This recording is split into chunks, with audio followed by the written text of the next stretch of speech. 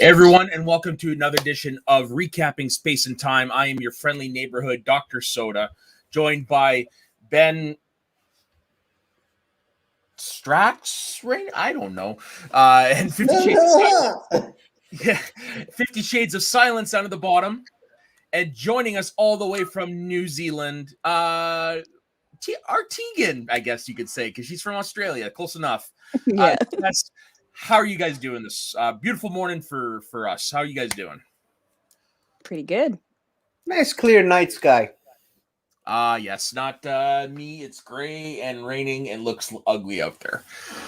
How about you, Ben? Let me guess. Sunshine? Sunshine and rainbows. Maybe. Well, you're... God damn it, Ben. Touche. So we are here to discuss Doctor Who Series 6, Season 6, whatever you want to call it, which, in my opinion, is the best season of the Matt Smith era. I don't know about you guys. Yeah, I'd give you that. Yeah. I'm split between this one and the next one. Yeah. I can see why. And, like, a lot of people give Stephen Moffat flack, but, man, look at the quality of episodes that he gives us during this run. Yeah.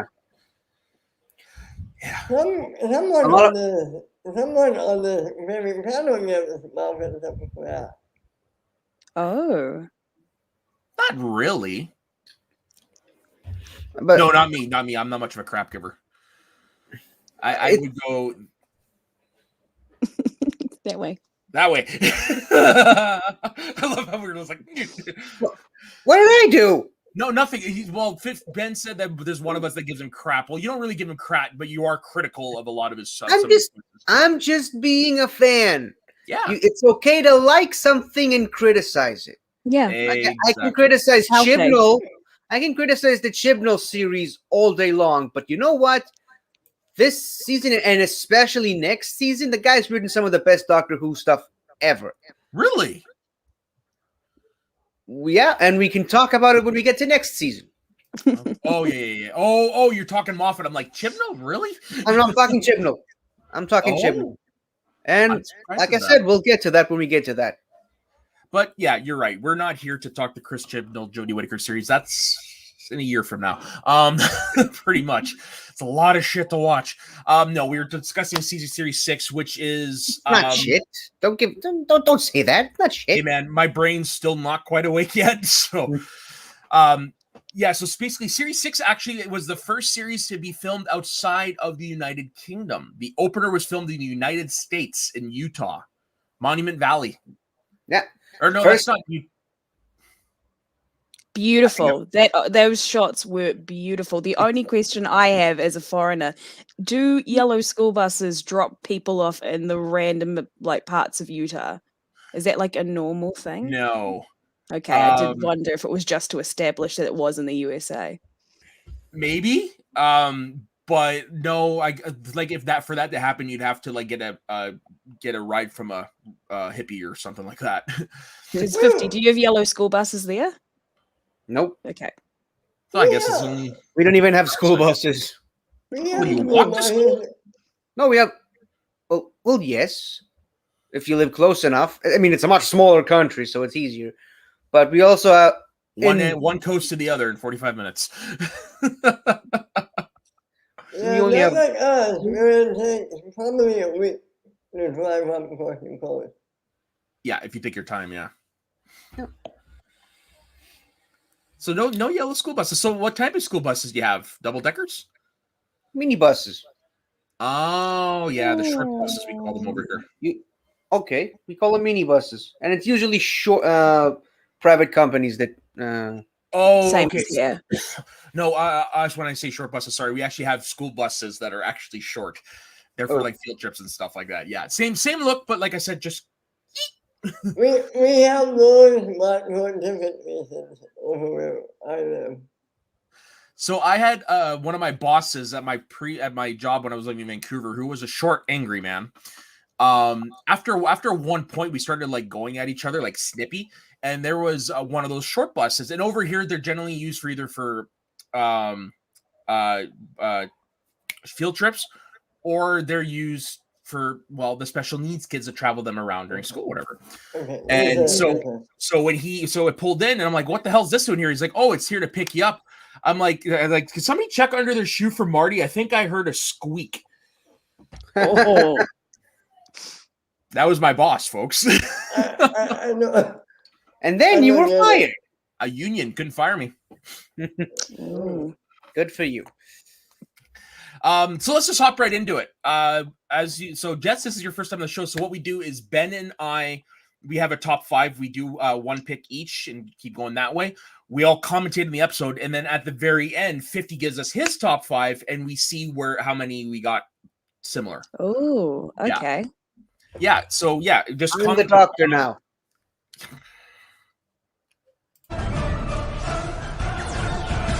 Hello. I'm the doctor. I would make an argument for Matt Smith's being the most dangerous, just because he's the madman. Yeah, Madman with a box. I mean, I think I can make a pretty good argument, which I will win, that John Hurt is the most dangerous. Yes, I know, but out of the ones we've only seen on screen more than once, I would never be a fan of it. I wouldn't say Tenet. oh, for sure, Well- Tennant is a warlord, but I just feel like Matt Smith is because he's got that guise of the adorable man-child. And Yeah. as we see in an episode here, when a good man goes to war, he will go to heaven. He'll go through heaven and hell to get what people he cares about. Yep. I mean, and you can make an argument that any of them is the most dangerous in reality. But John Hurt has been in actual hell. Yeah, I know, but we're going on. Son of a bitch. I Like mean, I Matt said, I'm Smith going does- to win this. I know. Matt Smith does some of the best impassioned speeches where he toes that line between being Yeah. passionate and being very angry, and we don't see the Doctor almost lose it as much as we do with Matt Smith. The Yep. best example is in the series 7 in the Snowmen, Mm. because he's He's broken then, though. very Yeah. exactly, and he Very plays it broken. just right. You still Yeah. see glimpses of the Doctor, but he's got his heart's broken. But that's I would next say that episode. I would say that one of the best examples of that is in an episode we're about to talk about. Well, for sure, Ben. I mean, I forgot what number I was going to say. Let us continue. Okay, so let's go with your number 5 first. The content might not look good who rated. See, that's the one I had to bump off my list. So this is my Okay. honorable mentions right now. So the girl, go ahead. No, after you. No. You describe what you like, and then I'll do the summary. The soda thing. I didn't like it because it shows what dedication Amy, and it shows how much dedication they all have for each other. And I like the bit where Rory is stuck with two visions of Amy, and he's like, don't know what to do with his life. It's really fun. Would you call this Yeah. episode fun? No. Ben, you twisted son of a bitch. Maybe just the interaction between Rory and the two Amy's. Maybe that's Okay. what he's considering. I'm like, the Yeah. premise is depressing. And I like,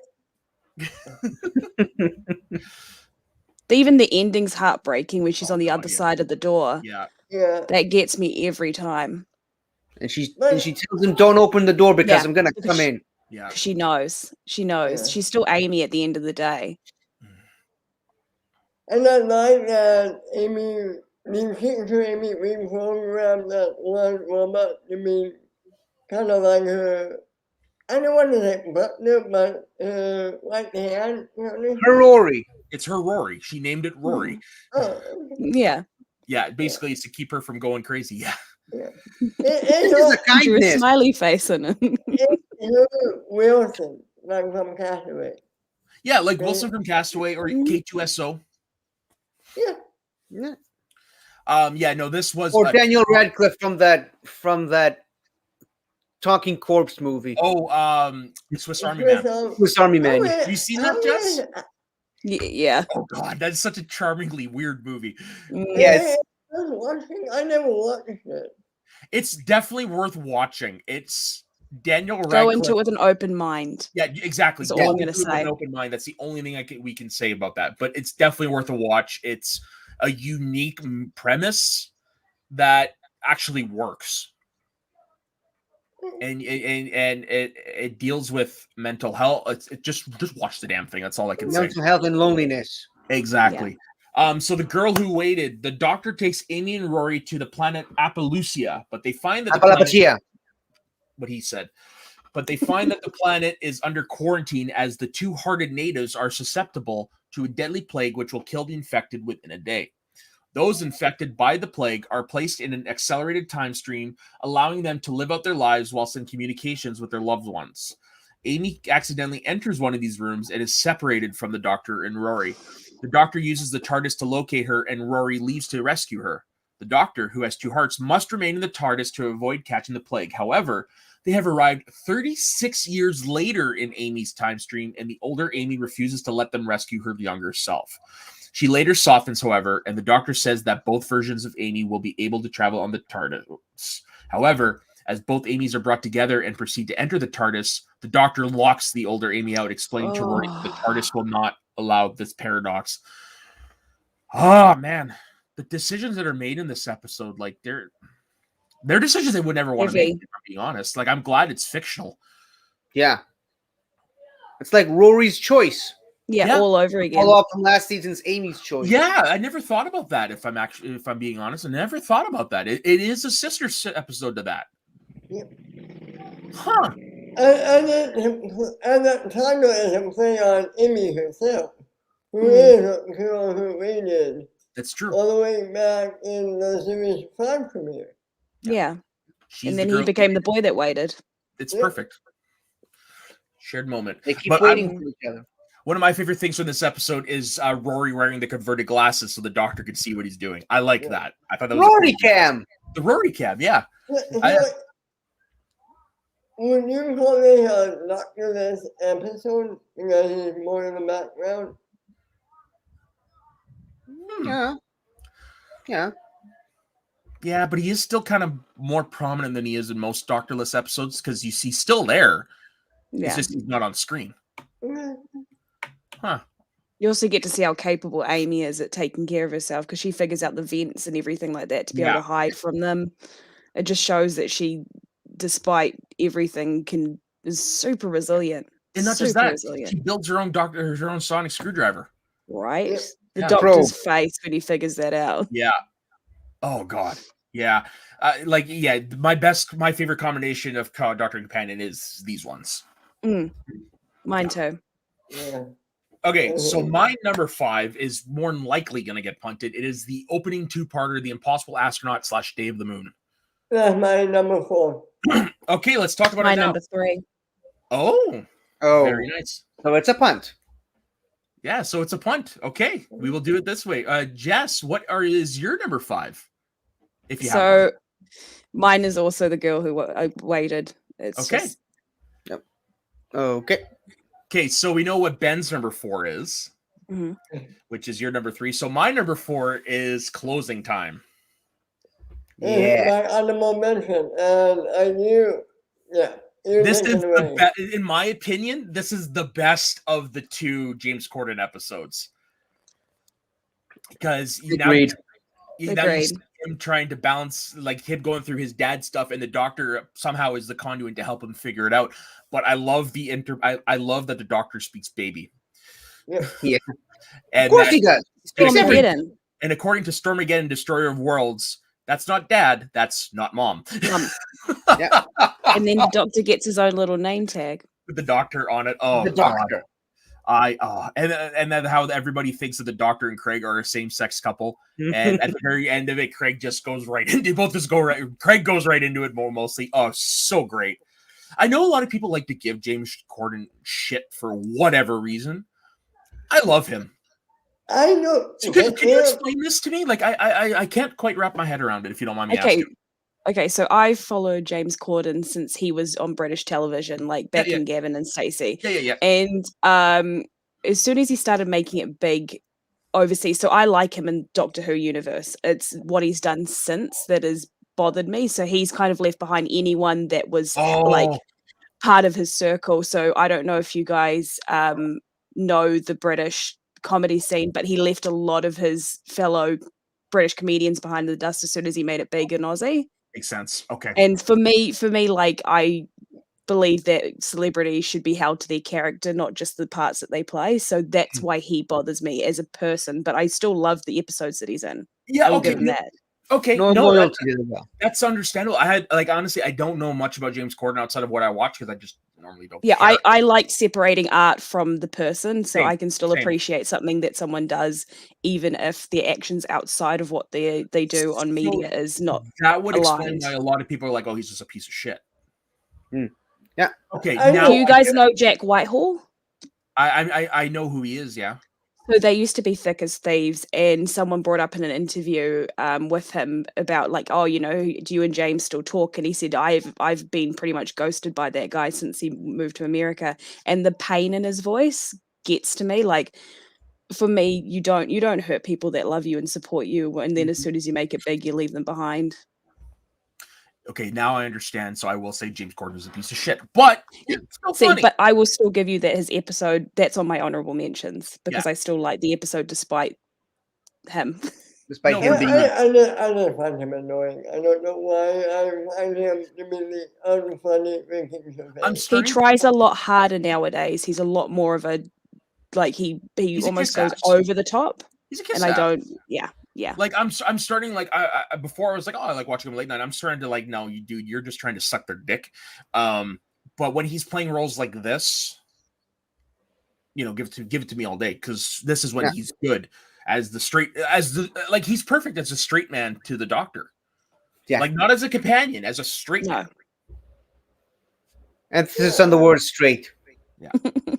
Nearly 200 years have passed for the Doctor, and as he nears his death at Lake Silencio, he decides to visit his friend Craig Owens. Craig has moved in with his girlfriend Sophie, and the two are raising their baby son Alfie. The Doctor arrives just as Zoe has departed for a holiday and is compelled to stay and investigate strange electrical disturbances in the area. He traces this back to a department store, which the Doctor and Craig discover contains a teleporter to a Cyberman spaceship as well as a Cybermat. The Doctor finds the ship underneath the building and is captured by the Cybermen. Craig follows and is nearly converted to a Cyberman, but he hears Alfie crying and recovers the strength to reverse the conversion. Elsewhere, Kavarian and the Silence strap River into an astronaut suit. And then there's one thing I want to say about this episode. Of course, now's the time. The more heart-breaking moment for me in this episode I was going to bring it up. is when the Doctor sees Rory and Amy in the department store. Yeah. He almost goes to them, but decides not to. The only thing missing from that scene for me is Rory and Amy like looking. Did we see? No. That's the only thing that was missing for me. Yeah, I agree. That should have been there. But other than that, you're right. It's so hard, especially like you said, Jess, earlier. He does pain so well. Mm. Yeah, like he does heartbreak. Oh, probably better than any of the other Doctors. I'm going to just say that. I give it to him over Tennant on that one. Really? Yes. Mm. Yeah. He plays that really good balance of all of the rounded emotions of grief. He doesn't just display sadness. He displays all the anger that bubbles underneath it and all the regret. Yeah. So that's why for me, he does it so much better. Whereas Tennant, like you do see it come out, but he tends to hold it in more. And so he becomes kind of like almost emotionless unless he gets pissed. Yeah. Whereas Matt Smith wears his heart in his sleeve in a way. Yeah. Both of them. Yep. But two sleeves and two hearts. So what did you guys think of the Cybermen? Because from what I've read, this is the first appearance of them in the New Who, and they actually ended up redesigning the design. Oh, yeah. It's a great new redesign. Agreed. I like it. the addition of the They tried to redesign them back in the 70s for the Fourth Doctor era. It did not look quite as good. But I do like the original design of the Troughton era Cybermats. I think this is a great update using new technologies and the new look of the Cybermen today. Because Yeah, and this is what you they look look at the like in original episode. ones, they're kind of goofy. Yeah, so this is what it looks like in that episode. And where is an original one? This is an original one. Yeah. Like I said, goofy. It looks like the vacuum from Teletubbies. Kind of does. Kind of does. Kind of looks like a robotic finger. Mm. Yeah. So Ben, that was your number 4. So your number 4 was. And No, here's the thing. Here's the thing about that episode. I asked you guys if there was something in A Good Man Goes to War. Did you pick up on that? It comes No. back in this episode. Unfortunately, no. I wasn't there for that conversation. No, And we I were forgot there. to We put were there. It was during the 4-hour companion tier list thing. Oh, I asked you guys, did you notice something about that episode of A Good Man Goes to War? No. You have to tell me. It's okay. It's a minor detail, but it's an effective one. The Cybermen don't have the Cybus logo Okay, I on their didn't notice chest, because I already knew that. indicating that it's the Cybermen from our universe that just happen to look pretty much identical to those ones. Yeah, so This they're is- not this. They're not this. What is it? The what's the name of it? The The John Lumick Cybermen. Yeah. But what's the C stand for? Cybus. Cyrus. Cybus Yeah. Industries. Cyber So Industries. technically speaking, this is our first look at Cybermen from the main universe in Yeah. Modern Who in action. That is Obviously, true. not including the museum exhibit in Van Staten Museum. No, that is true. I never thought about it. This is one of those I know it's not them, but never really. So Ben, so your number 4 was that. So what's your number 3? It might get haunted, the almost people. Didn't even make my list. no, neither. So are you combining it with the Rebel Flesh? Yeah, I guess I am. I didn't know. I don't know how to describe it. It's a good adventure that horror type thing of what's real and what's not, and I love the dynamic between the two groups. I love the dynamic between the two doctors and Amy. I love I don't want to say trick, but I love the deception that Doctor plays on Amy. I didn't see that coming until the very end. It was a great two-parter for me. Mm. And it's definitely an episode that deserves a rewatch, understanding the whole part about they switched shoes. Yeah. Yeah. Mm-hmm. Yeah, and it's also serves as a great epilogue to the end of the first half of that season, leading into A Good Man Goes to War, because this ties directly into that. Mm-hmm. This also ties into The Girl Who Waited, whereas it is an episode about moral dilemmas. Yep.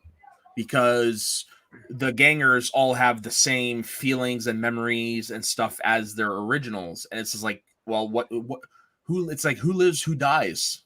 What is life, right? Yeah. Caught in a solar tsunami, the Doctor crash lands on a 22nd century monastery. Oh, did they ever say where it is? 50? Bristol, I think. Oh, so it is Earth. Okay. I think. Which has been turned into a factory for pumping the deadly acid off an island. The crew of the factory, headed by Miranda Cleaves, create doppelgangers or gangers of themselves using a self-replicating fluid known as the flesh, which they can safely operate through dangerous duties and are disposable. Cleaves refuses to heed the Doctor's warning about the solar storm until she receives official orders. The Doctor attempts to disconnect the solar connector, but an electrical strike knocks everyone unconscious and have caused the crew's gangers to become sentient, and the gangers are planning on killing the humans. As the Doctor herds the humans to a safe place in the monastery, Rory leaves to find Jennifer, whose estranged ganger is hunting her. And in the chapel, Amy and the Doctor discover the flesh version of the Doctor. Which, Matt Smith doing the duel, give me that all day. And Amy does not trust the flesh version of the Doctor, but accidentally tells it about his future self at Lake Silencio. Jennifer's ganger, leading the war against the human, kills her human counterpart and creates another ganger, manipulating Rory into imprisoning the humans in an acid storage room. The Doctor's ganger persuades the gangers to liberate the humans, but they are pursued by Jennifer's ganger, who has transformed herself into a monster. The Doctor reveals that Amy was actually distrusting the real version of him, and his gangers and Cleve's gangers stay behind to destroy the monster. Amy begins experiencing contractions, and the Doctor explains that she is going into labor and has been replaced by a ganger, while her real self is controlling. He disintegrates her flesh form, and she awakens in her real body, fully pregnant in a white tube, watched over by the eye patch lady who instructs her to push. Credits. That cliffhanger ending the first time I saw it was like, oh shit. Because I didn't see it coming at all the first time I watched it. It's such a great seasonal arc. Anyone did. It is, yeah. And then when you go back and you think about it, it's like, oh, okay. Because you do see glimpses of this lady just randomly appear out of nowhere, and it's Amy's actual consciousness going through. It also explains why when she's in the TARDIS, it keeps going pregnant, not pregnant, pregnant, not pregnant. And even in this episode, a little bit before all the action starts, the Doctor just randomly tells her to breathe. Yep. That's another hint. Which that's so subtle, you miss it sometimes, Ben. So I'm curious, when did the switch take place? That I don't know. He said, I can't remember. He said it was as far back as I think it was after their encounter with the Silence. When did Amy become a ganger? That's the first one on the list. I don't think you're gonna find a simple answer to that. But when do you think, 50? I think pretty much right after conception, because there's a period of time there right after the Big Bang, and I don't mean the episode, I mean the actual Big Bang, when Melody was conceived, that the Doctor just left them on a bunch of different honeymoons, going from place to place. I mean, in between that, I mean, it's part of this series, technically. He went technically to his own funeral, where he met Sarah Jane Smith and Joe Grant. So he wasn't with them for a while, and he only came back during the Christmas special. So from Reddit, around that time. So from Reddit, and apparently it's according to the wiki and in the Doctor's thing. Yeah, it was before receiving the Doctor's invitation to Lake Silencio. Yeah, so very shortly before the season started. Yeah, because even in that episode, they were at home. He wasn't there with them. Yeah. Oh, They get the blue envelopes. Mm-hmm. Yeah. TARDIS blue. Okay, that's so kind of blue. my number 3 is Let's Kill Hitler. Okay. Oh. So now we get to discuss Jess's number 3, which is the Impossible Astronaut / Day of the Moon. Let's explain why it's so high on your list. I loved good two-parters. It was also quite nice to see them in somewhere that wasn't the UK. Mm-hmm. I also really like a great mystery, and this was a really good mystery of who's the girl. Because at this point, because this was my first Doctor, I was still getting used to all of the realm of Doctor Who and having Wibbly this wobbly, mystery, timey-wimey stuff. and this whole who killed the Doctor sort of thing. And there's all these little clues to it being River. That once you go back and you rewatch it, you're like, oh, of course, it makes a whole lot of sense. But there were the Silence I loved as an idea of a villain or monster or whatever you want to call them. Just the idea that they, that you forget them as soon as you see them. I also really, really liked the ridiculousness of every time the president would walk into the room, there's this great big fanfare. Almost like they were parodying him, and I just love how he just walks in like, okay. It's like character music in video games when the boss battle shows up. the beauty thing about the silence is it's like the Weeping Angels in the sense that it plays off an actual human thing where it's like it plays off that moment where Corner of your eye. at the corner of your eye and you're like, and then you forget what you were just doing. Yeah. I love it when Moffat does that. And sometimes you get weird random ideas pop into your head. That's suggestions from the thing you didn't see.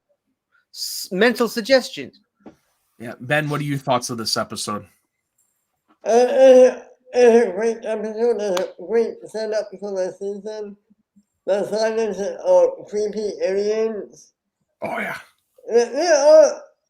I kind of figured out who the little girl was doing it. I mean, yeah, it's a really well done season for me, in my opinion. Oh, for sure.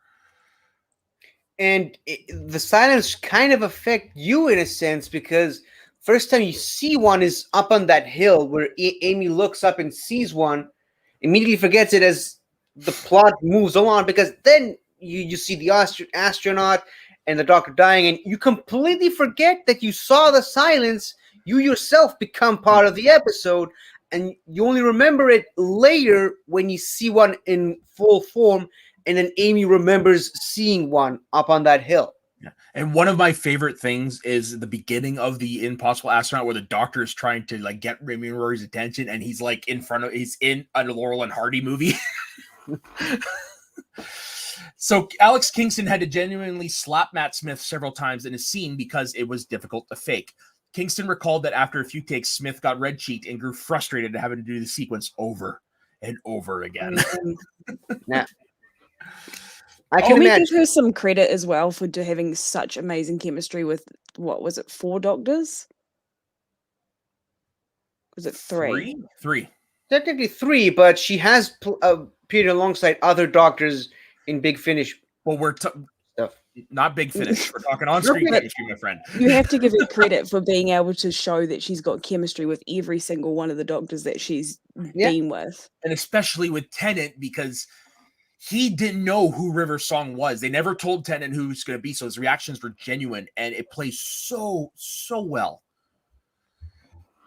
Amy, Rory, and River Song receive invitations to the Utah desert where they meet the doctor, who claims to be 200 years older than when they had last seen him, and says that he will take them to space, 1969.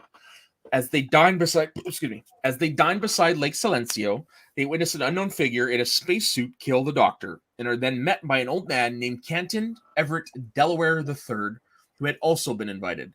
They meet a younger version of the doctor who had been invited and land in the Oval Office in 1969, where they enlisted by President Nixon to assist a younger version of Canton in saving a terrified little girl from a mysterious spaceman. Yeah, I'm not a crook. Yeah.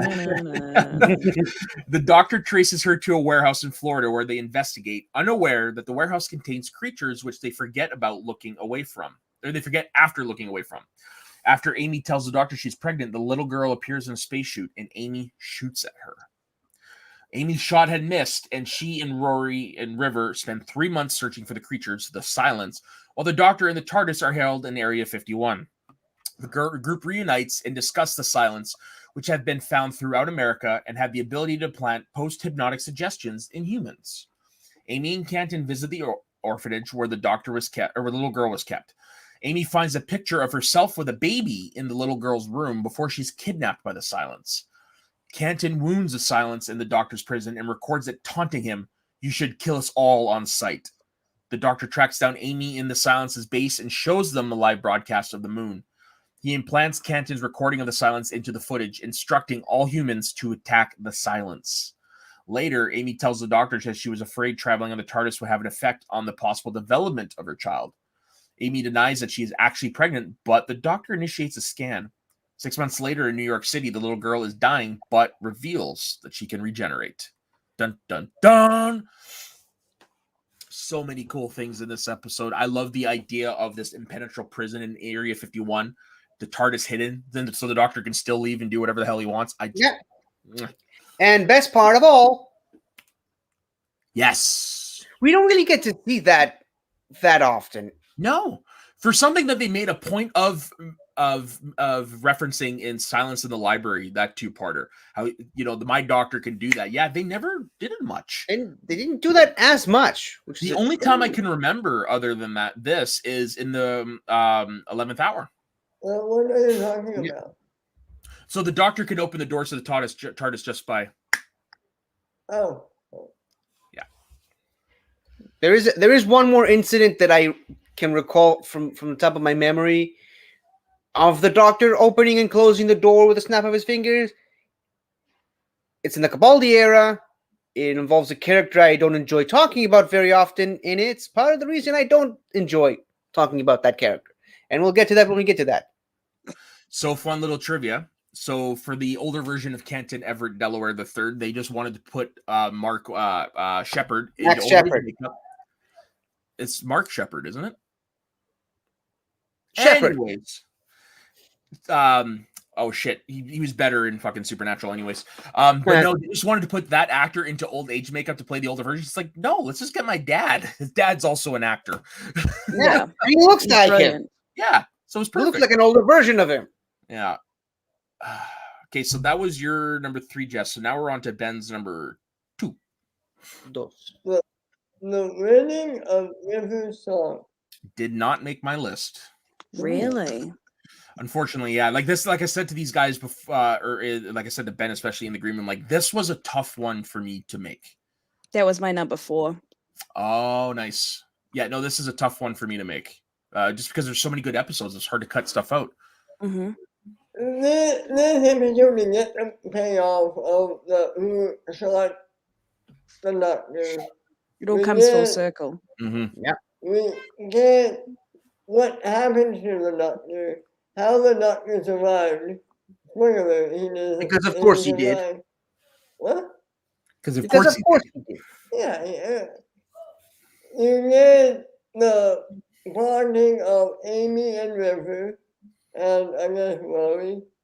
It is a really great series finale to an amazing season of Doctor Who, in my opinion. Fun fact, the first season finale of the new era to not be a 2-parter. Yeah. And watching the episode, it feels like it could be a 2-parter. Because there's just so much put in there. That's what I love about Stephen Moffat's episodes. They're so packed. Mm-hmm. You feel like you just watched a 2-parter in just one episode. It's great. Most of the time you need a cigarette afterwards, yes. Yeah. Let me ask you guys this. Every time you watch it, did you know how the doctor survived before the reveal? It started to clue into me, but I'm not gonna lie. The first time I watched it, I was like, "What the fuck is going on?" The first time I watched it, I was really confused by what was going on because I've said it before. I'm not into sci-fi fantasy much, so some of these things sometimes will just seem like, "What the fuck?" But now I understand it. Now I love it, but it didn't get me that first time. How about you, 50? Did I clue in that he was using the giant robot thing? Yeah. I never guessed it for a second. And that is great foreshadowing. Yeah. What about you, Jess? Did you see it coming?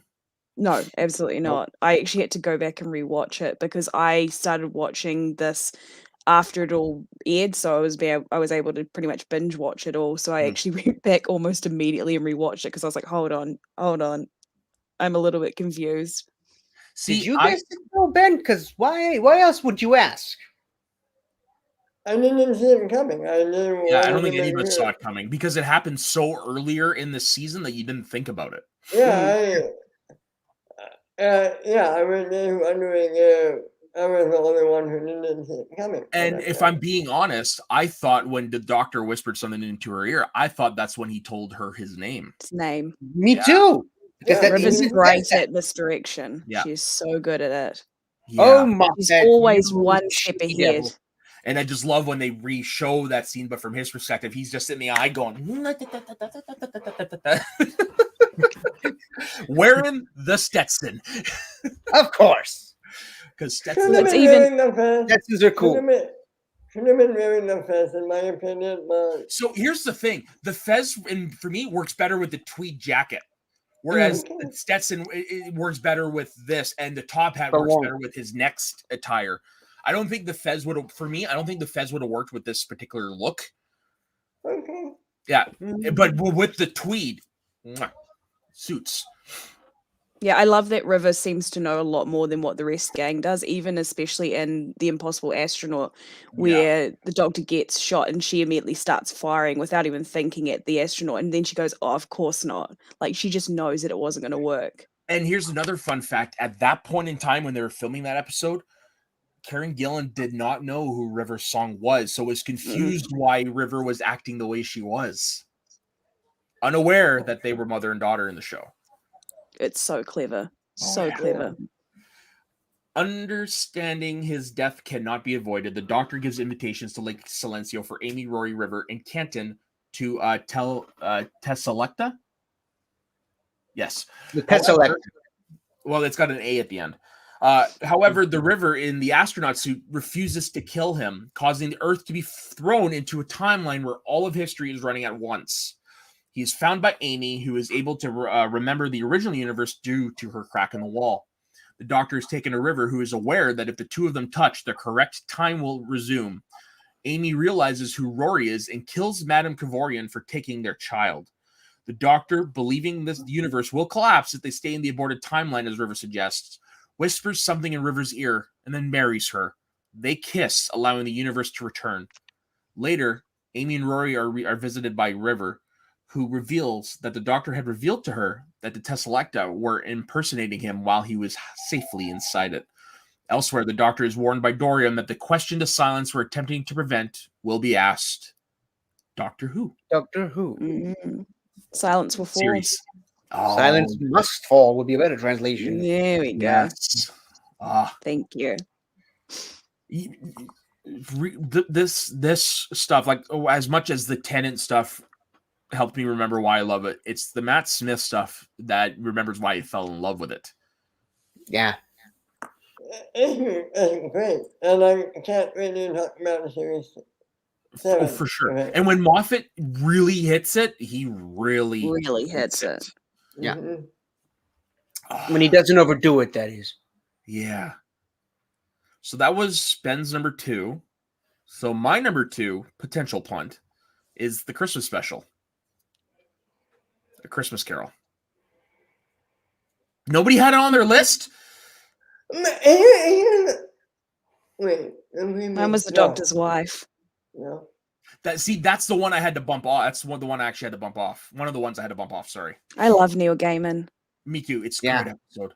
And just the idea that the TARDIS in a human form, Oh god, really, really good chemistry. And you get to see just how close the Doctor is to the TARDIS. Yeah. You call me And sexy. Yeah.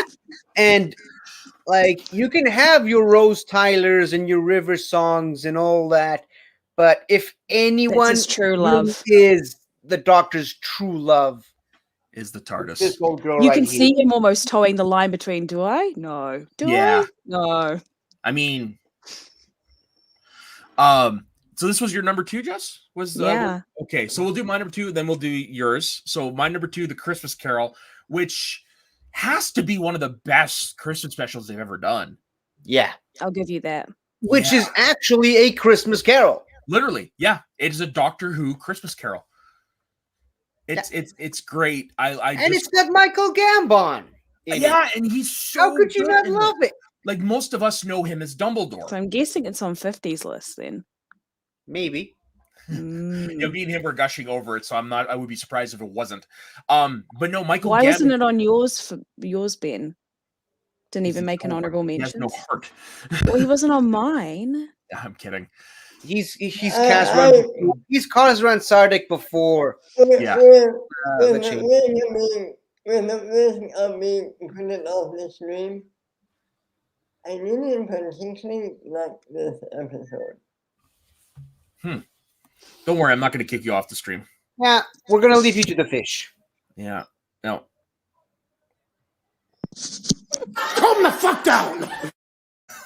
Yes, I imported that over onto this one. I'm not.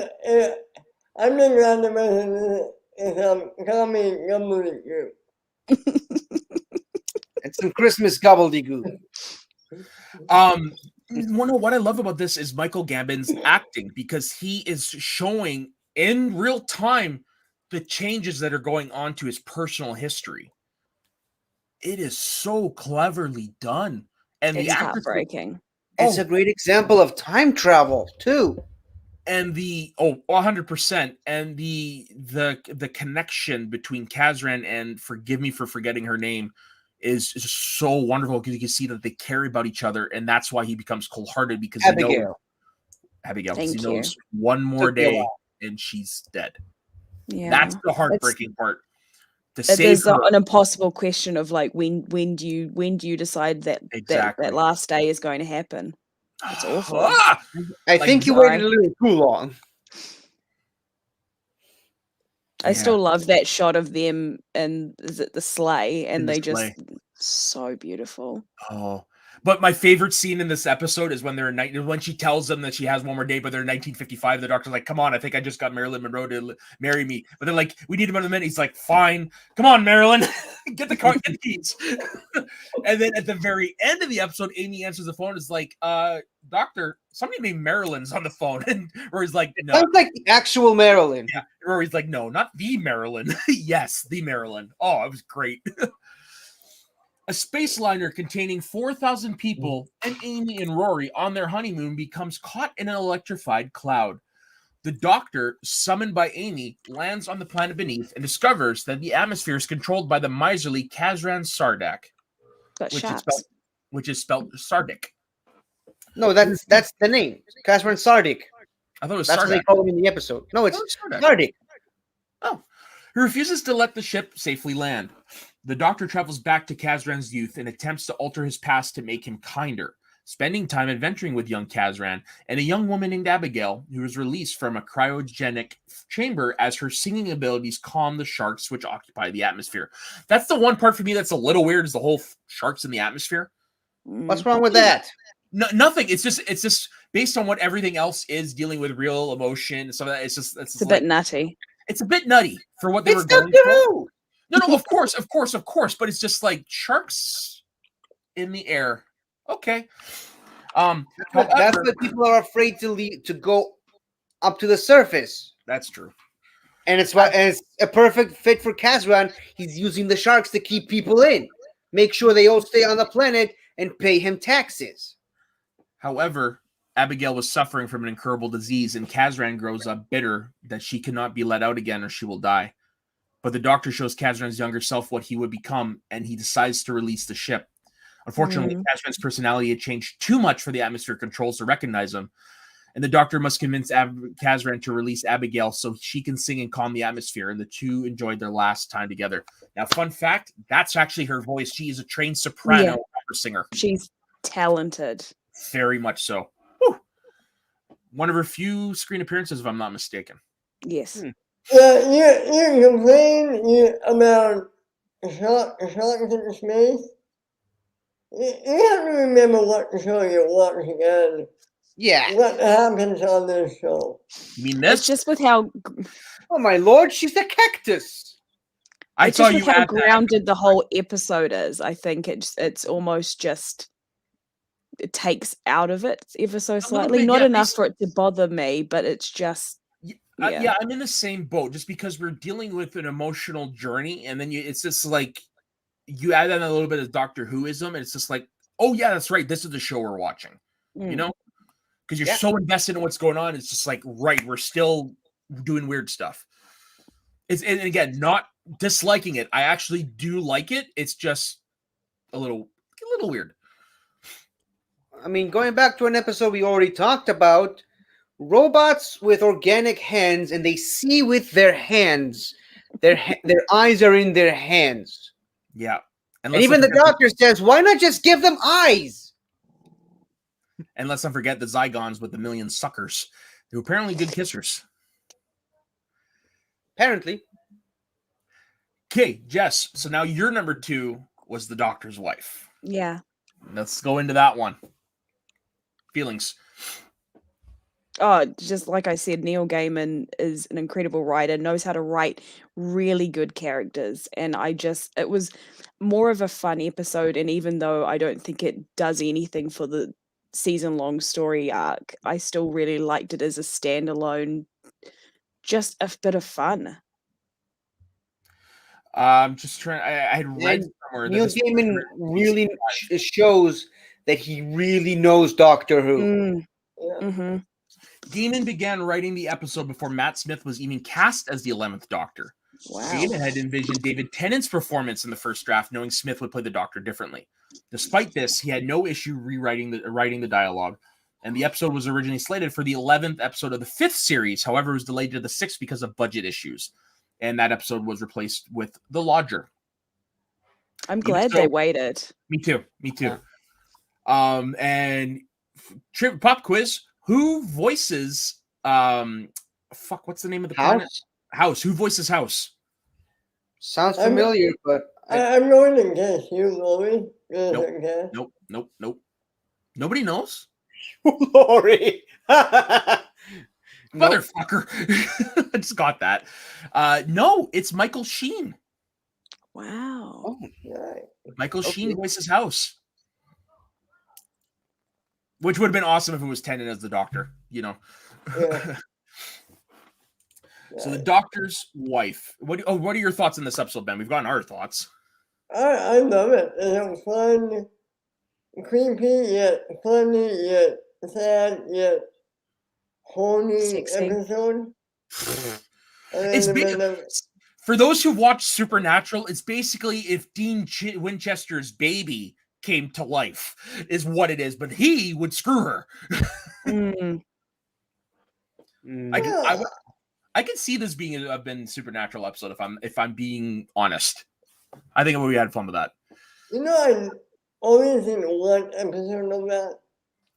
The first 5 seasons are amazing, and then the stuff afterwards not so great, but they're great episodes. It's also nice to see the TARDIS have a character because she's always been a fixture, obviously, because she is a huge part of Doctor Who, and to have her actually have a fully fleshed out character. And I thought the actress who played her did her to perfection of that wild, slightly unhinged, but lovable character. And that's why she's such a great match for the Doctor. Mm. And my favorite revelation about the TARDIS is from this episode, where it's just like, why do you keep bringing me all those places? It's like, I'm bringing you to where you need to go. You didn't always bring me to where I wanted to go. No, but I always took you to where you needed to go. And even he just stops for a minute and he's like, "Oh, yeah." I suppose for a 1 episode arc, it's really fantastically done. 100%. And even if you didn't steal me, I stole you. Yeah. I let you in. The doors were unlocked. Yeah. Mm. And this just makes almost 50 years of Doctor Who makes sense for the first time. So she's beautiful. Before I go into the synopsis, I'm gonna ask you guys on the spot, if you were allowed 1 trip on the TARDIS, what would you do? Oh, that is not an question I can answer immediately right off the bat. I can. Okay. I'd go have dinner with my oppa. He died when I was really little, and I'd love to get to know him. Just don't pull a Rose and save him. We don't need one of those wraiths flying around. Yeah. What about you, Ben? I want to go to my favorite time in history, America, 1776.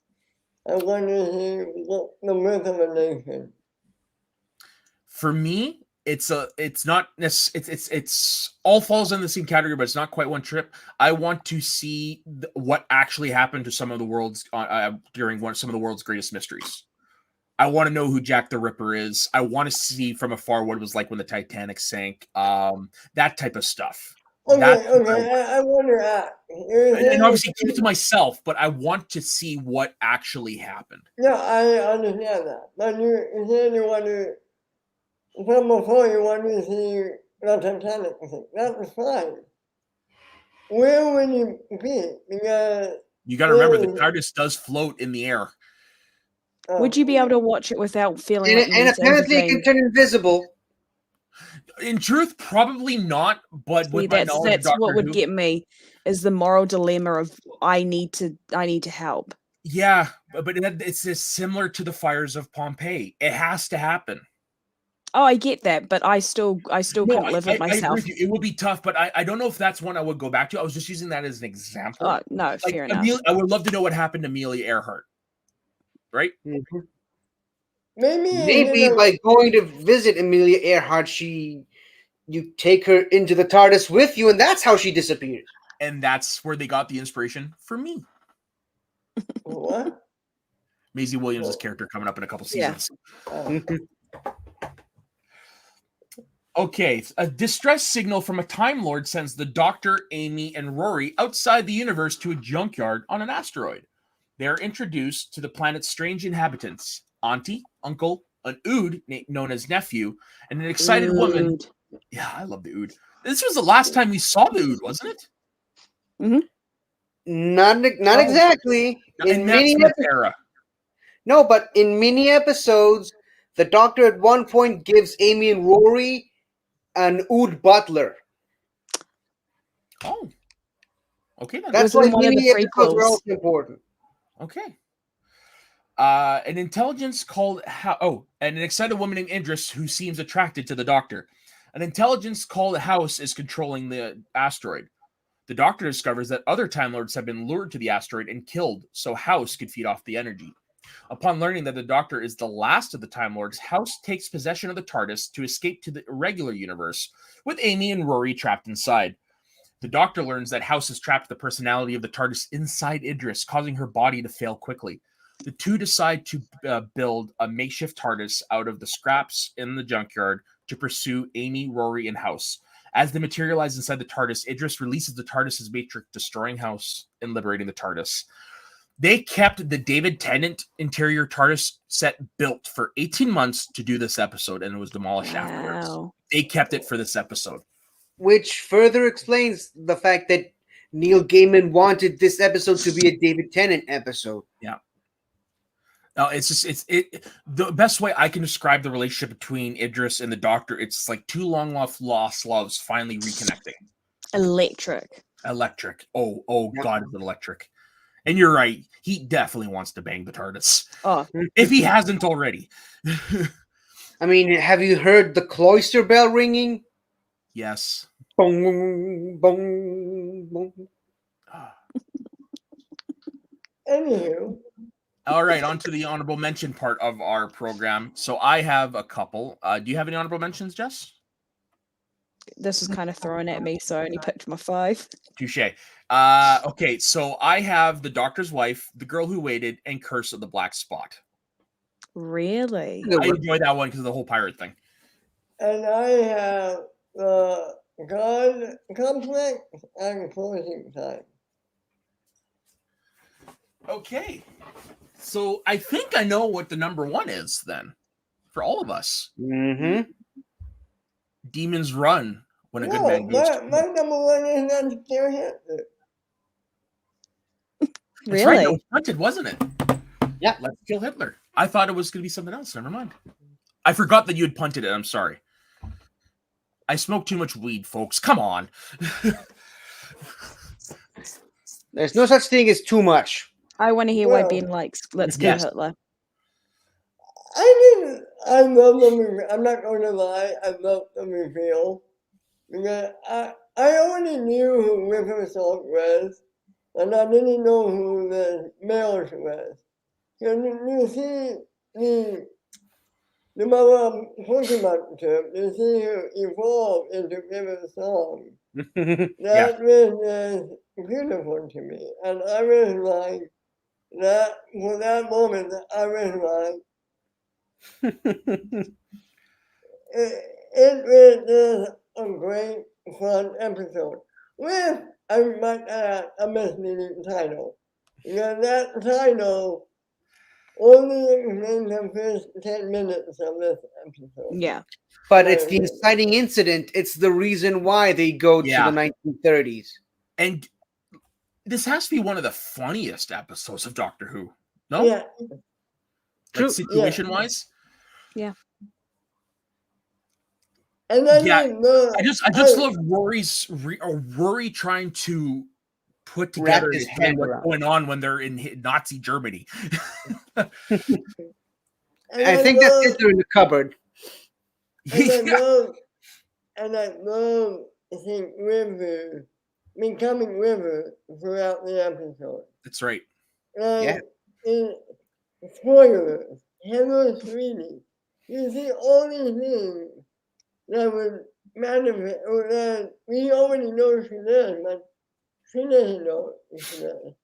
It was a really beautiful and real time episode. And one of my favorite episodes in all of Doctor Who so far. I'd agree. Wow. Yeah. I would agree just too. love this episode. No, it's a good episode. This is why I say season 6 is one of the best of Matt Smith's era, if not all of the New Who, because there are so many you can say, yeah, that's the best episode of the season. And it's a great way for Stephen Moffat to get another one up on the audience. It's like, you thought the reveal of River Song hit you? There's another reveal of River Song right after that. Yep. That's also going to Save the Doctor. surprise. And the giant robot they introduced in this episode that paid off in the series finale. That's right. Yep. Yeah. This is the bit of foreshadowing that I was referring to earlier. Yeah. Yes. There's a Which is lot of such a that in great this idea. season. It's a great concept. Well, And even what the Doctor is says, I it? didn't see that coming. He's So- so excited when he sees them, when he Oh, realizes. Like a And it's also great Candy foreshadowing store. for the question. mm. So, full disclosure, Jess, when we finally meet, that's probably what's going to look like. So I'm gonna do, instead of just reading the plot synopsis on the main page of Series 6, I'm actually gonna go read the whole thing because it's not long, but it includes the prequel.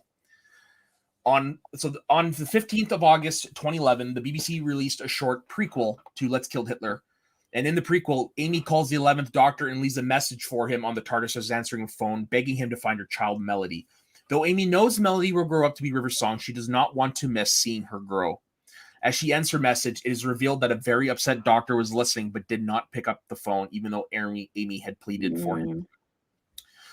In modern-day Ledworth, Amy and Rory create a crop circle to gain the Doctor's attention via its newspaper coverage.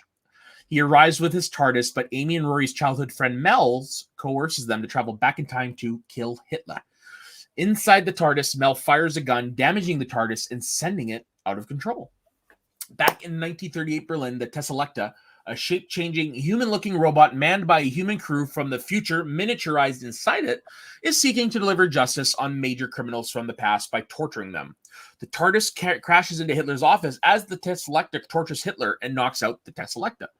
Hitler shoots at the Tesselecta but hits Mel's instead. As Rory locks Hitler in a cupboard, Mel's regenerates, becoming the woman the Was Doctor... in the cupboard. Yeah, it's so fucking it's just one of those so laughably preposterous but hilarious reactions. Right, let's go put Hitler in the cupboard. The Doctor Mel's regenerates, becoming the woman the Doctor knows as River Song. River, having been trained by her captors to kill the Doctor, kisses him with a poisonous lipstick, which will kill the Doctor within the hour. The Doctor orders Amy and Rory to follow River while he returns to the TARDIS.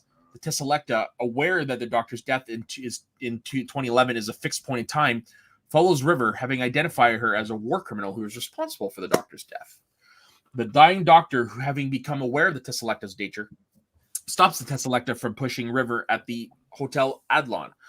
The captain, Carter, speaks to the Doctor, informing him that River has been trained to kill him by the Silence, a religious order that believes that silence will fall when the oldest question in the universe is asked. Amy forces the crew to abandon the Tesselecta, and Amy, Rory, and River find the Doctor near death. The Doctor asks River to find River Song and give her her message, then whispers something in her ear before he dies.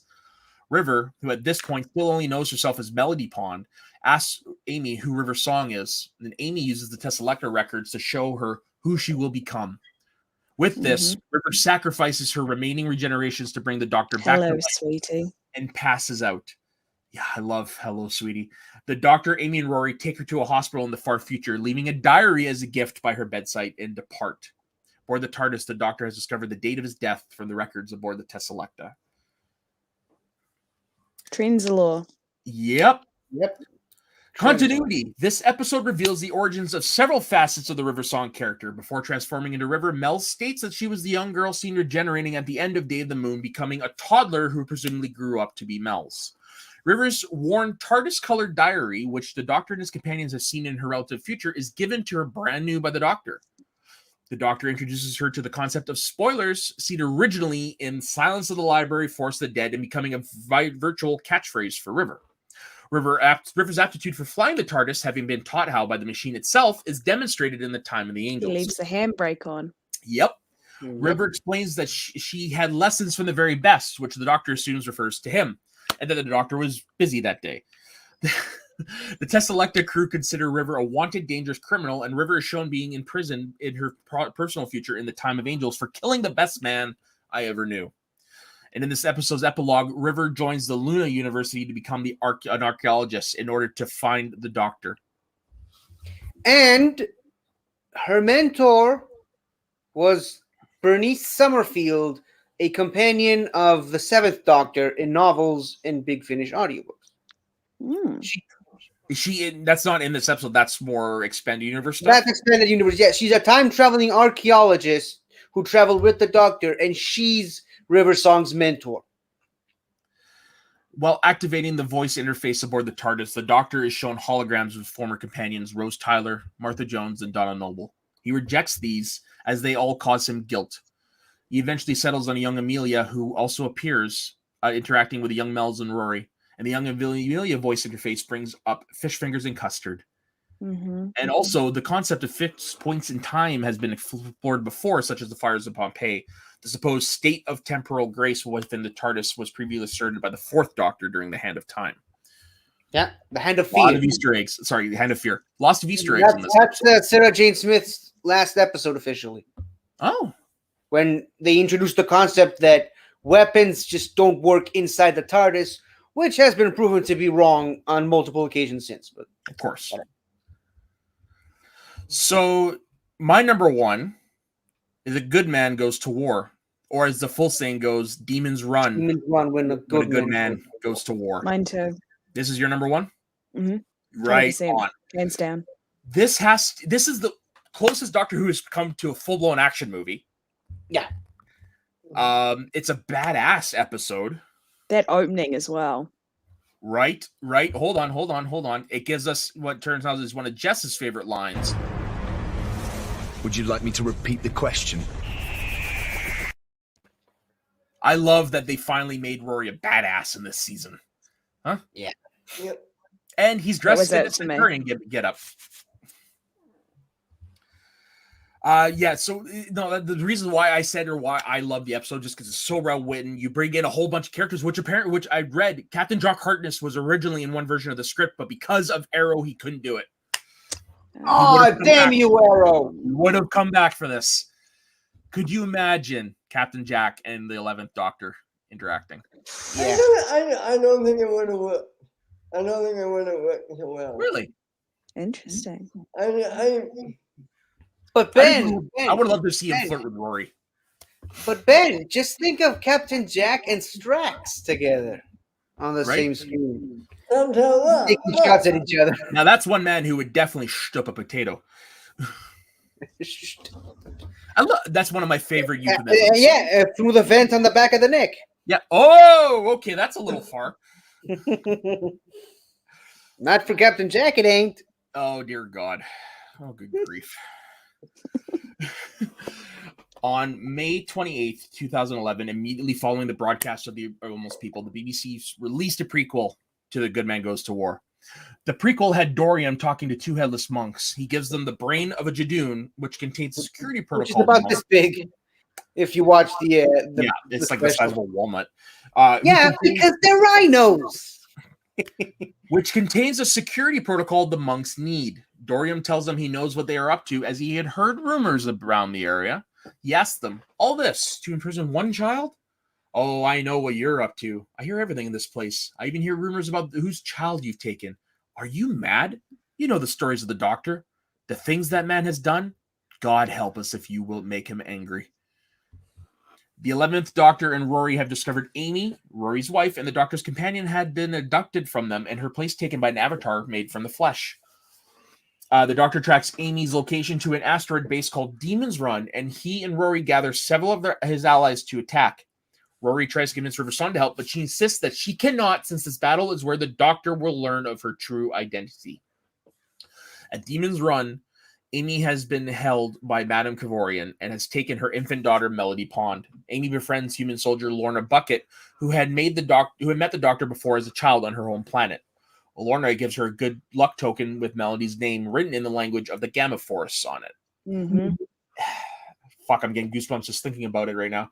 Aided by additional Silurian and Jadoon forces, the Doctor and his allies, which owe him debts, secure the base, find Amy, and reclaim Melody from Kavorian. The Doctor celebrates his victory, but Madame Vastra informs him that the Kavorian had been scanning Melody and found traces of Time Lord DNA. She asks if Melody could have been conceived while Amy and Rory were in flight through the vortex in the TARDIS, and the Doctor I love how realizes she this is tries what to happened. delicately bring up sex with the Doctor. Yeah, I'm pretty sure he's been around a long time. He knows. But River- everyone still treats him quite virginal, you have to admit. That's true. That's true because the Doctor, if you look at Classic Who, that is a topic that was never broached. And it's referenced in the Day of the Doctor when the Ward Doctor says, "Oh, we're doing this now." And it's like, yeah, it happens quite often, actually. Yeah. More than you'd expect.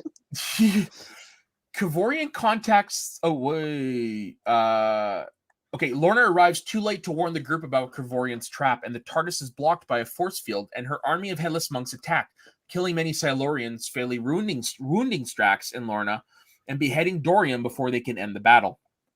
Kavorian contacts the Doctor, elated to have been able to fool him twice, and reveals she will use Melody as a weapon against him.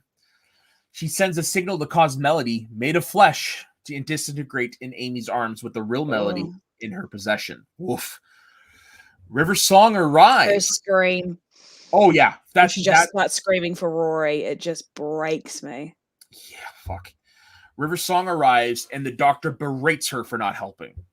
River shows the Doctor Lorna's token from Amy, and the Doctor sets off in the TARDIS excitedly.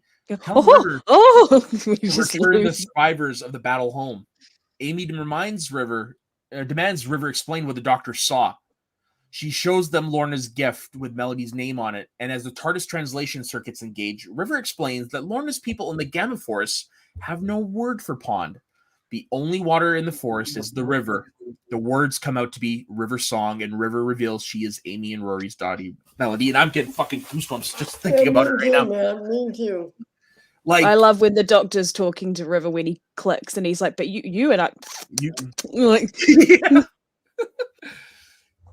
That has So to good. go down as one of the best reveals Mm. in all of Doctor Who. Hands down.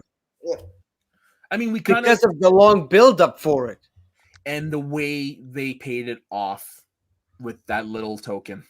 Let me ask you something. In Tennant's library episode, did was this part of the overall plan for River Song? You'd have to ask Stephen Moffat that. Yeah. I'm sure at that point he knew he was taking over showrunner, and so he knew River Song was going to go in. But that's a question that Stephen Moffat could Can you imagine David Tennant watching this episode and his reaction to it? Mm-hmm. Yeah, I wonder if he still watches. If I'm being Of course honest, he does. Does He was a legit fan before he Yeah. became the Doctor. In fact, he even said in multiple interviews the reason he became an actor in the first place yeah, is because of his is so he father. can play the Doctor one day. And funny enough, he married his inspiration's daughter. God bless. Yeah. There's a tweet I want to bring up from Georgia Moffat that makes me laugh if I can find it. Oh yeah, found it. It's a great tweet. How many doctors does it take to change a light bulb? Tennant? Yeah. Davison. Okay, so continuity. The Cybermen that appear in the episode are intended to be from Mondas rather than the parallel Earth seen in Rise of the Cybermen, and Rory wears the armor of a Roman centurion. The fat one and thin one referred to the Doctor sending the Atraxi away from a planet before calling them back for scolding, an incident which took place in the 11th hour. The only water in the forest is river. the phrase River uses to explain why the people of the Gamma Force translate Ponder River was first said to Rory by Idris in The Doctor's Wife. And in the 7-series opener, Asylum of the Daleks, it was revealed that Amy's experiences on Demon's Run rendered her infertile. Which sucks. Mm, I would have loved to see Amy and Rory's parents. that would have been great. Yeah. But you kind of did get to see them as parents forever. Didn't they adopt a child? They Yeah. did. Yeah, they did adopt a child when they went back in time. Spoilers, man. Yeah. Sorry. Maybe that child? So you don't remember the ending of that episode then? Spoilers. This is going to go into future spoilers here. So at the end of the episode, after Amy and Rory have been transported back to 1930, where the Doctor can't get them, Rory, when he's older, writes a letter for his son to give to his dad, and that happens at the end of this episode. And in it says, "This is your grandson. Love him." That wasn't in that episode. It was Oh, in it was a the special mini episode. It was entirely storyboarded. oh. Yeah. Was it? I could have sworn I saw it. Oh, No. I'm sorry. I'm mistaking it for Blink. I'm sorry. Yeah, it was a DVD extra, I think. Yeah, I know I've seen it. It says I was mistaking it for Blink because it's kind of similar in that sense. And do you know who wrote that whole special sequence, which was never actually shot? No. Chris Chibnall. See, Chris Chibnall has some good stuff in him. Yeah. This is apparently he shouldn't be a showrunner. Yeah, apparently that, or at least not a showrunner for this. Yeah. Yeah. Okay, so 50. The time has come for your list. I have all the power now. So, Shit. number 5. Power! Unlimited cosmic power. Living space. Thanks. So, number 5, closing time. Yeah. Love seeing Craig back, love seeing the Cybermets, and I just love the whole setting. If not just for Craig pretending to be the Doctor's partner. That was great. Okay, number 4. This one is a bit controversial. Goodman Goes to War. No. Okay. Not controversial, but it's I'm happy it's on there. Yeah, I It love would be the. controversial if you left it off. Then it would have to fly. Of course it would. It's. I just love all the introductions to all the new characters we're going to be seeing later on, and just how it shows off the full potential of what the Doctor can do. Not just Matt Smith, but just any Doctor. Yeah. Those episodes are always my favorite. The episodes that really oversell and overglorify the Doctor. Mm-hmm. Number 3, The Wedding of River Song. Nice. I love that they brought back Charles Dickens Yeah. with the And- same actor. Charles Dickens from and then they also brought back Churchill, and wasn't there other historical figures too, or am I just going crazy? No, they mentioned Kennedy and Cleopatra, but I think they brought back the Silurian Doctor from the previous series' episode, which was also written by Chris Chibnall, by the way. Number 2, The Impossible Astronaut and The Day of the Moon. And it's such a great, in a show that is pretty much iconic now for great costume ideas and cosplay ideas. I just love the fact that around the time this episode came out, a lot of people for Halloween just dressed up as themselves with drawn up tally marks all over their body. That just shows how massive of a pop culture hit this was, because while Tennant brought people back, Matt Smith's first season exploded into the zeitgeist. Yeah, because it was the first episode actually shot in America. On America, which really expanded the whole show for American audiences. Like, we've had episodes that took place in America. Yeah, but none of them were shot in America. But yeah, the image of people walking around with tally marks on their body is just amazing around that time. And number 1, okay, honorable mentions time. The Doctor's Wife, loaded with references to classic Who, like the little mailboxes and the fact of jettisoning rooms from the TARDIS. Loved that. God Complex, yet again another episode that relies on the Doctor's idea of being faith, especially to his companions, and also I appreciate the reference to the Naimon there. Let's kill Hitler for all the obvious reasons, because just fuck that guy. And my number one, A Christmas Carol. I've got 4 of the 5. So you were the closest on the bingo. So a little bit of continuity, because you had mentioned it for Doctor's wife. This is the continuity that's referenced on Wikipedia. So the Doctor refers to altering the control rooms as changing the desktop theme, as the 5th Doctor does in Time Crash. Like the 3rd Doctor in Inferno, the Doctor in Idris operates a TARDIS console without an outer TARDIS shell. The Doctor also jettisons TARDIS rooms to create thrust, as he did previously in stories such as Longopolis and Castrovalva. The Doctor admits he killed all the Time Lords, alluding to the events of the Time War. In the War Games, the 2nd Doctor contacted the Time Lords using a cube similar to those seen in this episode. And the Doctor refers to himself as a madman in a box, reprising Amy in his own description. And the Doctor refers to nephew as another Ood I failed to save. In the Satan's Pit, the Doctor commented that he did not have time to save the Ood. And then, of course, we know about the river. Only water in the forest is the river.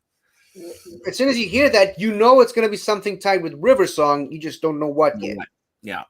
And which is that whole idea in and of itself just goes back to the idea that the Doctor just calls Amy and Rory the Pawns instead of the Williams. Because he called her Melody Pond and not Melody Williams, that's how the whole name River Song came from.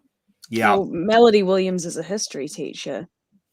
Melody Pond's a rock star. That's exactly what Amy says when Rory brings up why she doesn't have his last name. Yeah. She says Melody Williams is a history teacher. Melody Pond's a rock star. I love it when he meets, for next season, when he meets Rory's dad, and it's like, oh, Mr. Pond. Oh, Brian Pond. I'm Brian not a Pond. Pond. Yes, you are. Yeah. I can't wait for that. That's also Weasley, right? That is Arthur Weasley. Yep. Yeah. And his last name is actually Williams. Yeah. Yeah. Arthur Williams, if I'm not mistaken. Yeah. And Rory's full name, as revealed in the next season, is Rory Arthur Williams, which is actually the actor's name, Arthur Darvill. It's all coming on top of each other. Oh, wibbly wobbly, timey-wimey. And also, final point, because I guess it's not technically part of the season, but I guess we should at least mention it. The Sarah Jane two-parter, the Death of the Doctor, in that episode, he actually does make a reference to Amy and Rory being on their honeymoon, and he throws out the line, Amy, Mr. and Mrs. Pond. And there really isn't anyone there at the moment to explain to Sarah Jane and Joe that they're not actually pawns. Yeah. William. But what I appreciate about that episode is Joe actually mentions that she only left him because she got married, and now he's got a married couple on the TARDIS, which kind of hits hard for him. I'm kind of glad that they brought back Joe, because it was nice to see another previous companion come back. And she's also very, very active in Doctor Who. She not only she comes back as Joe Grant, or rather Joe Jones now, as in Big Finish audio. She's also playing a completely different character, which may or may not have been sort of maybe kind of the inspiration for River Song, which is combined with Bernice Summerfield, which I mentioned. Right on. Iris Wildtime, another renegade Time Lord.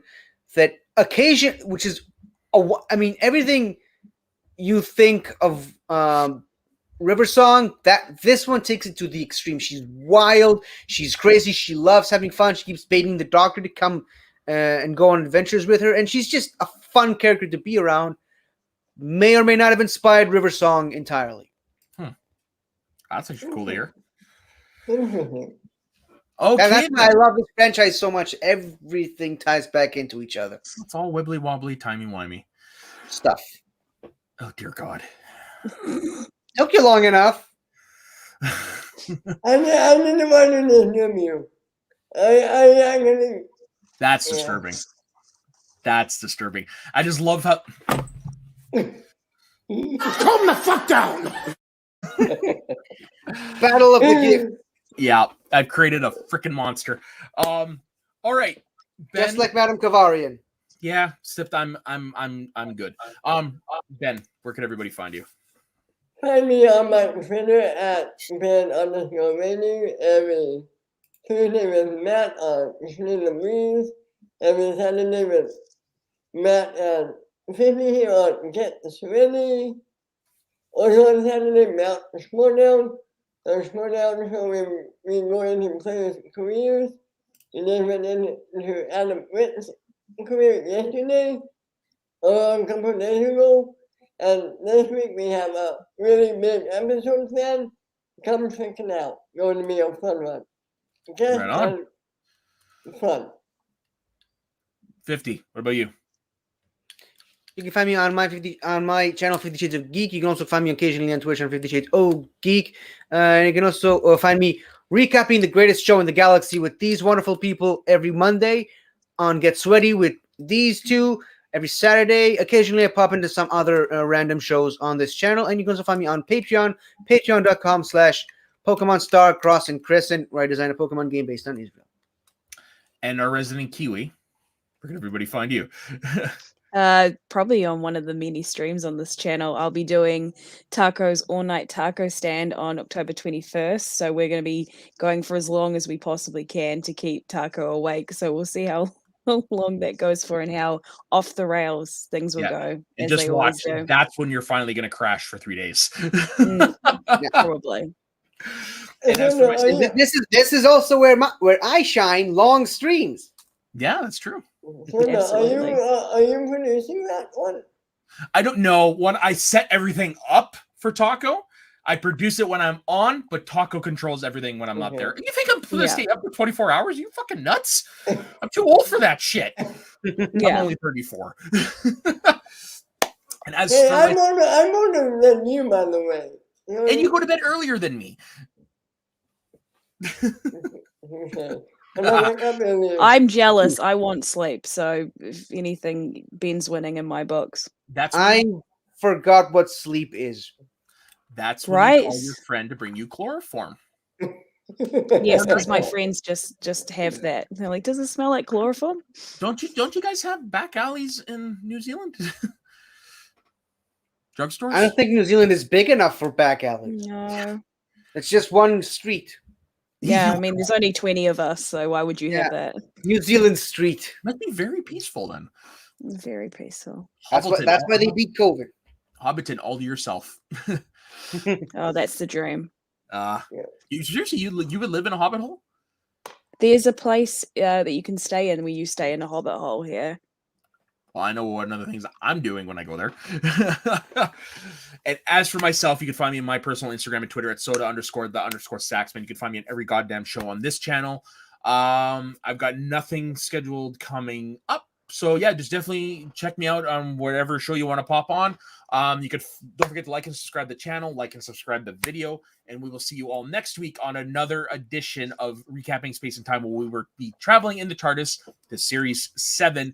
And folks, bring tissues. Expect a lot of tears, especially from these two. All four of us. Yeah, I think it's just going to be tears, nothing but tears. Bring the tissues. Feel free to cry along with us, and we will see you then. Stay sweaty, everybody.